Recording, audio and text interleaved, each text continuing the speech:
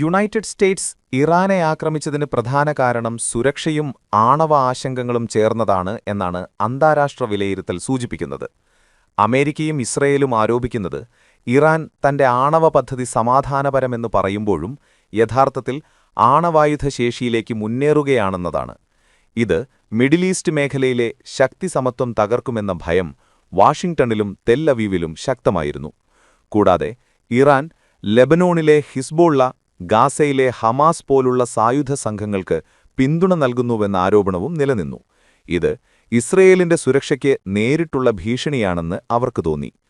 പല മാസങ്ങളായി നടന്നിരുന്ന ഡിപ്ലോമാറ്റിക് ചർച്ചകൾ ഫലം കാണാതിരുന്നതിനും ഇറാൻ മിസൈൽ ശേഷി വർദ്ധിപ്പിക്കുന്നുവെന്ന റിപ്പോർട്ടുകൾക്കും പിന്നാലെ പ്രിയംപ്റ്റീവ് സ്ട്രൈക്ക് എന്ന പേരിൽ മുൻകൂട്ടി ആക്രമിച്ച് ഭീഷണി കുറയ്ക്കുകയാണ് വേണ്ടതെന്ന് അമേരിക്ക വ്യക്തമാക്കിയതായി വാർത്തകൾ പറയുന്നു. എന്നാൽ ഇറാൻ ഈ ആക്രമണം അന്യായമായ അധിനിവേശമാണെന്ന് പറഞ്ഞ് ശക്തമായ പ്രതികരണം നടത്തി. അതോടെ പ്രദേശത്ത് സംഘർഷം കൂടി ശക്തി പ്രാപിക്കുകയും ആഗോളതലത്തിൽ ആശങ്ക വർദ്ധിക്കുകയും ചെയ്തു. 2026 ഫെബ്രുവരി 28-ന് അമേരിക്കയും ഇസ്രയേലും സംയുക്തമായി നടത്തിയത് ഓപ്പറേഷൻ എപ്പിക് ഫ്യൂറി എന്ന പേരിൽ ഒരു വലിയ സൈനിക ആക്രമണമായിരുന്നു.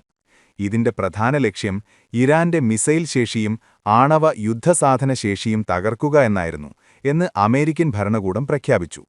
ഇതിന്റെ സമയത്ത് ആയത്തുള്ള അലി ഖാമനേയി ഉൾപ്പെടെ നിരവധി ഉന്നത ഐറാനിയൻ സൈനിക നേതാക്കളും കൊല്ലപ്പെട്ടതായി റിപ്പോർട്ട് ചെയ്യപ്പെട്ടു.